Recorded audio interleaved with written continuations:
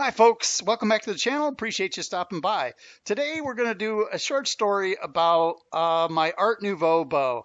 It's a bow that I built back in 2013, about 11 years ago, and I built it out of plywood because I wanted to mock it up just to see how it was going to look, and I thought, well, if it holds up, then I'll have a bow and it'll be kind of cool, and if it doesn't, well, then I will have learned a lesson. But I really enjoyed this bow. I think it's a beautiful bow. And what we're going to do today is just go through a photo montage of all of the steps that I went through to make this bow, how I built it, how I glued it up, the whole works. And then stick around to the end so you get to see exactly what the status of the bow is now and where it is. I started out with several layers of plywood that I just masking taped together, and I transferred the design to the face of it. Then I cut this rough shape out so that I would have the ability to glue them all up, and I needed the ability because my clamps weren't big enough. And you can see I used like every clamp I had in the shop in order to glue that up. But now it's all one solid block of plywood with the design on one side. With that, I was able to then do a rough cut around the exterior, and I left the two ends there. You can see I have a nice flat surface on there, and I left those on there as a reference for 90 degrees to the bow. I can use that then to create very consistent angles for where the limb pockets go. But in order to start the carving for the knockouts, I needed to have the design on both sides. And so in order to transfer it to the other side, I thought the easiest thing to do is just to drill through, and then I could reference that pattern exactly on the other side as well. Next, I cut out the sight window and some of the other portions of the riser to make sure that the overall thickness of the riser in specific places was correct. And then I started cutting out the knockouts.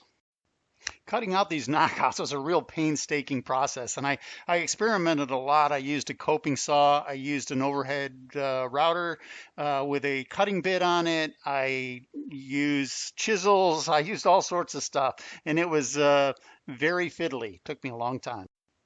As the work progressed, I realized there's a lot more work in this than I had originally thought, and I was starting to suspect that the sanding was going to be an awful lot of effort. But I continued on, I soldiered on, and slowly but surely I started to make progress. And yes, indeed, after about 2.5, 3 weeks of sanding, it still wasn't very good, but I decided to go with it as it was. My apologies, I don't have any images of actually drilling the inserts in place, but it was a pretty straightforward process. And if you have any questions, just write them in the comments down below and I will respond. Using the power of computer graphics, I started to mess around with options for colors that I was going to paint the thing. And I thought about natural, but as you guys already know, you saw the images at the beginning. I like purple, and purple's what I ended up going with. So yeah, I really like the way it turned out. To prevent the yellowing of the wood affecting this nice purple color, what I had to do was put a coat of white acrylic paint on there that was semi-translucent, and then over the top of that I used a purple stain. Well, here's the bow. Well, what's left of it. I messed around with it a little bit. I had some areas that I wanted to clean up, and I was going to refinish it, but ultimately when I was shooting it, I noticed that we had a crack right here. It ran all the way through there and up through here. So it didn't crack on the face, which was kind of surprising to me, but it also looked like it was failing about 3 laminations north of that as well. So I had multiple areas where it was failing, and I thought maybe I could through bolt it in here through here, but ultimately what I decided was that the material was just not going to ever hold up, which is really what I expected. So I can't bring myself to throw it away because there was just so much work in it, and I really like the design, but yeah, it's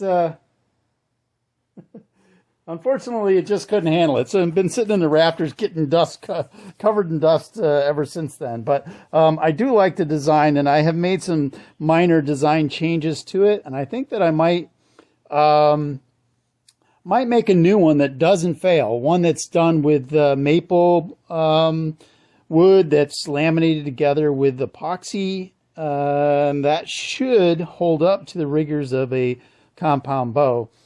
Many bow manufacturers made wood-handled bows in the 80s and 90s, so I know that they work, It's just a matter of how much effort do I want to put in it. So you tell me, is it worth it for me to do that extra work? Do you guys want to see that? If you do, please leave a comment down below and I will seriously consider it. So if I get a couple of positive responses on that, I will definitely give that some thought.